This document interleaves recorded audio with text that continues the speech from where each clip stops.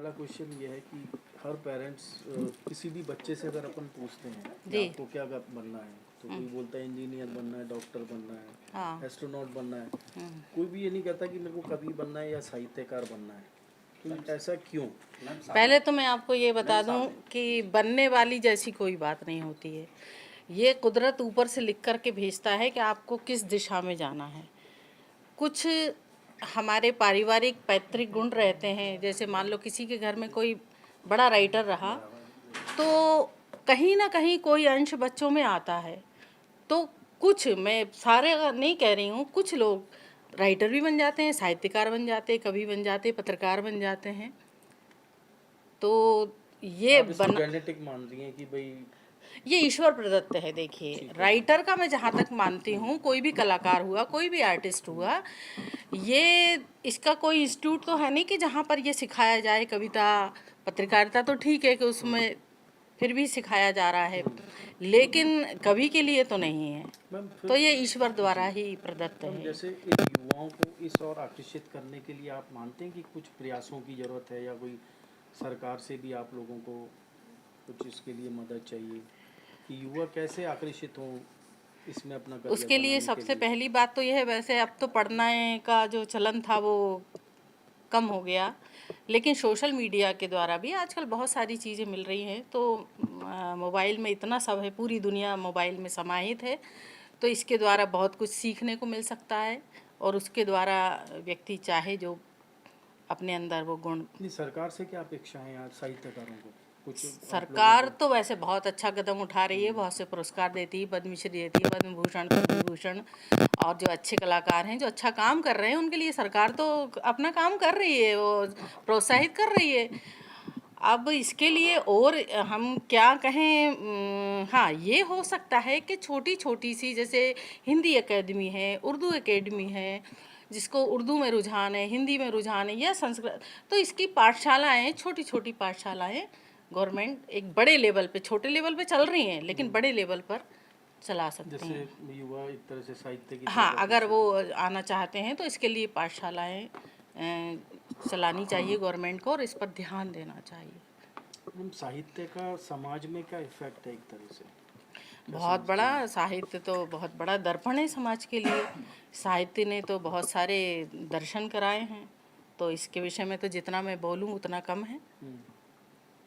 तो जितना हम पढ़ेंगे, जितना हम इतिहास की ओर जाएंगे, तो वहाँ ना कहीं दर्शन मिलेगा हमको। मैम इसका फ्यूचर आप क्या समझते हैं साहित्य के क्षेत्र में? फ्यूचर साहित्य आगे का तो कैसा है? फ्यूचर कभी ख़त्म हो ही नहीं सकता।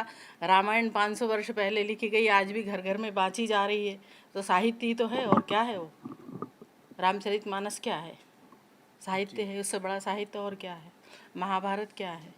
या वेद के हमारे श्लोक क्या हैं? ये सब साहित्य है। मैम आप साहित्यकार हैं, आप कवि हैं, तो आपने जब अपना लिखना शुरू करा तो किसके कहने से, कोई किसी से इंस्पायर्ड हुए आप, या हाँ, आपके? यस।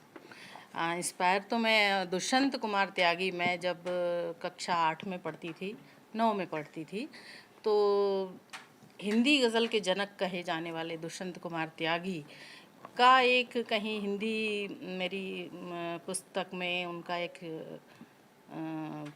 चैप्टर था, तो वो मैंने पढ़ा, और जो जिसकी व्याख्या करी थी हमारे गुरु थे हुकुमपाल सिंह विकल, वो अब इस दुनिया में नहीं रहे। वो भी बहुत सिद्ध कवि थे और हमारे शिक्षक थे। तो वो जब उसकी व्याख्या कर रहे थे, वो कुछ यूँ कविता थी कि सुफनते ज्वार का आवेग मध्यम हो चला है, क्या भरोसा कांच का घट है, किसी दिन टूट जाए। तो ज़िंदगी का दर्शन था, जीवन का दर्शन था उसमें।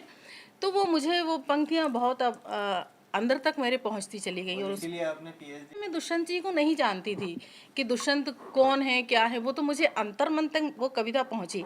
लेकिन फिर जब मैंने एमए कर लिया तो मुझे उनके बहुत सारे शेर मैंने सभाओं में कोड होते देखे कि कल नुमाइश में मिला वो चीथड़े पहने हुए, मैंने पूछा नाम तो बोला कि हिंदुस्तान हूँ। या फिर प्रेम पर भी उन्होंने बहुत अच्छा, दुष्यंत को लोग जानते हैं कि इन्होंने आम आदमी की पीड़ा को गाया, आम आदमी की पीड़ा को तो गाया ही गाया, लेकिन प्रेम पर भी बहुत अच्छा लिखा।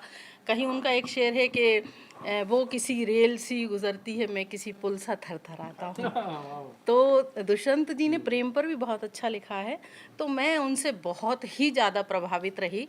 और उनकी जो साए में धूप पहला जो गज़ल संग्रह था वो मैंने पढ़ा, और जब मैं पीएचडी के लिए अपने गाइड के पास पहुंची तो वो ये विषय देने के लिए तैयार ही नहीं थे।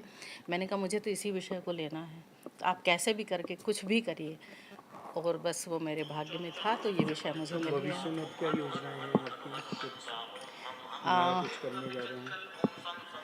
नया तो किताबें हमारी आएंगी। किताबें तो ऐसा है कि 100 वर्ष तक भी अगर ज़िंदा रहती हैं, लोगों के पास पहुंचती हैं, हमारे भाव पहुंच जाते हैं।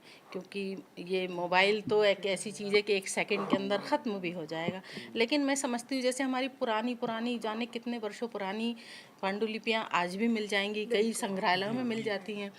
तो अगर मैं समझती हूँ कि मेरी किताब आज की डेट से 100 वर्ष बाद तक भी अगर लोगों के मन तक पहुंचती है, लोगों के हाथों में पहुंचती है और कोई बात मेरी प्रभावित करती है, तो मेरा जीवन शायद ये जन्म भी और अगले जन्म में जो भी रहूं तो सार्थक होगा। किस तरीके का कार्यक्रम आज अजमेर लेखिका मंच और सामाजिक सेवा संस्थान का डॉक्टर अरुणा माथुर कलम अवार्ड और पुरस्कार वितरण समारोह रहा। उसमें हमारी मुख्य अतिथि भोपाल से आदरणीय डॉक्टर अनु सपन, डॉक्टर अनीता शर्मा जी थे, और अध्यक्षता आज के कार्यक्रम की चांसलर आदरणीय कैलाश सुडानी जी ने। कार्यक्रम के विशिष्ट अतिथि रहे डॉक्टर विवेक माथुर और डॉक्टर बसंत सिंह सोलंकी, जो सचिव हैं राजस्थान साहित्य अकादमी के। इसका उद्देश्य क्या है? कार्यक्रम में पूरे वर्ष 2025 में 8 साहित्यिक प्रतियोगिताएं कराई गई, ताकि हम साहित्य को आगे बढ़ा सकें, साहित्य को सीख सकें, साहित्य को समझ सकें। उस प्रतियोगिताओं में जो विनर रहे, जो पुरस्कार जिनको मिला, उन सबको आज पुरस्कार दिया गया। इसके अलावा डॉक्टर अरुणा माथुर के नाम से हम एक डॉक्टर अरुणा माथुर अवार्ड करते हैं हर साल।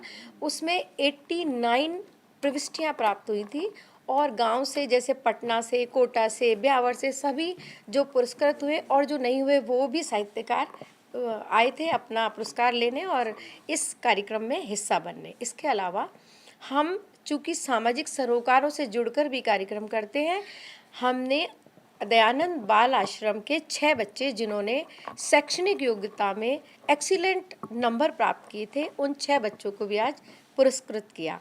कुल मिलाकर साहित्य में अच्छा काम करने वाले, अच्छा लेखन, अच्छा पढ़ने वालों को आगे बढ़ाने के लिए अजमेर लेखिका मंच और सामाजिक सेवा संस्थान ये कार्यक्रम करता है हर वर्ष। मैं डॉक्टर मधु खंडेलवाल, अजमेर लेखिका मंच से। राजस्थान सरकार द्वारा संचालित महिला अभियांत्रिकी महाविद्यालय अजमेर उत्तर भारत का एकमात्र सरकारी महिला इंजीनियरिंग कॉलेज, जहां बेटियां बनती हैं तकनीकी भविष्य की अग्रदूत। 6000 से अधिक छात्राएं बनी इंजीनियर देश विदेश की नामी कंपनियों में कार्यरत हैं। एनबीए से सम्मानित कंप्यूटर साइंस और electronics and communication branch, 100% training और प्लेसमेंट सहायता, हाईएस्ट पैकेज 38 लाख प्रति वर्ष, स्मार्ट क्लासरूम, डिजिटल लाइब्रेरी, अनुसंधान केंद्र और वाईफाई युक्त सुरक्षित परिसर, छात्रावास सुविधा, एससी छात्राओं के लिए निशुल्क आवास, बस सुविधा और छात्रवृत्तियां। अब बेटियों का सपना नहीं, उनका हक है इंजीनियर बनना। जल्दी संपर्क करें 9829149706, 9928464454 या 9829081523। तो चले आइए महिला अभियांत्रिकी महाविद्यालय अजमेर में।